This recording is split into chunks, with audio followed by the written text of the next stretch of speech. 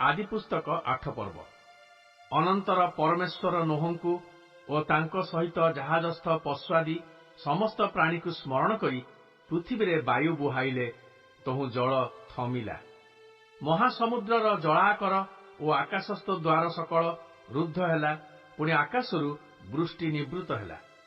तहिरे पृथ्वी जल बही जाई 150 दिनर शेषरे ह्रास हैला।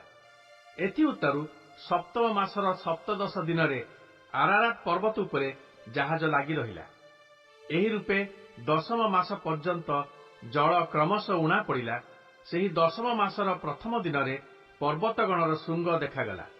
अनंतर आउ 40 दिन उत्तारे नोह स्वनिर्मित जहाजर झरका फिटाई गोटे डामराकाऊ उड़ाई देले। तहिरे पृथ्वीर जल शुष्क हेबा पर्यंत से एणे तेणे गतायात कला। पुनश्च नोह भूमि रे जलर ह्रास बुझिबा पई गोटे काप्ता उड़ाई देले। सेतेबेले पृथ्वी जलाच्छादित थिबारु काप्ता आपणा पाद रखिबार स्थान न पाई जहाजरे तांको निकटकू नेउटी आसिला। तहु से हाथ बढ़ाई ताकू धरी जहाज भितरे आपणा निकटकू आनिले।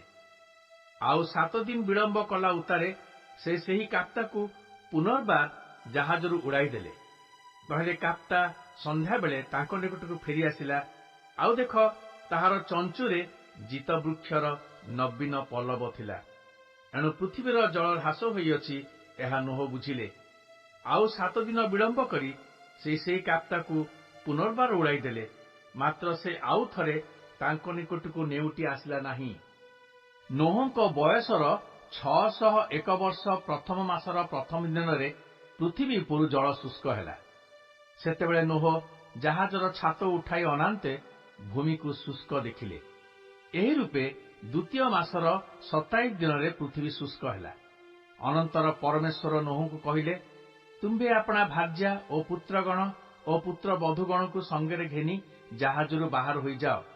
पुणी आपणा संगे थिबा पशु पक्षी और भूचर उरगामी आदि सबु जीवजंतु बाहर को घेनी जाओ। सेमाने पृथ्वी की परिपूर्ण करंतु। पुणी पृथ्वी रे प्रजावंत ओ बहुवंश हेउंतु। तहु नोह आपणा भार्या पुत्र और पुत्र बधुमान को संगर घेनी बाहर को आसिले।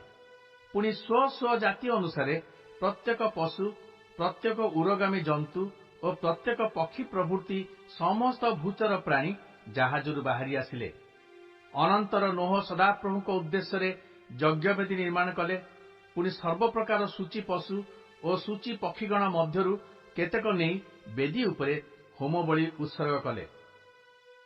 तहिरे सदाप्रभु तहिर सुगंध आघ्राण करी मने मने कहिले, आम्भे मनुष्य हेतुरु आउ पृथ्वी को अभिशाप देबा नाही।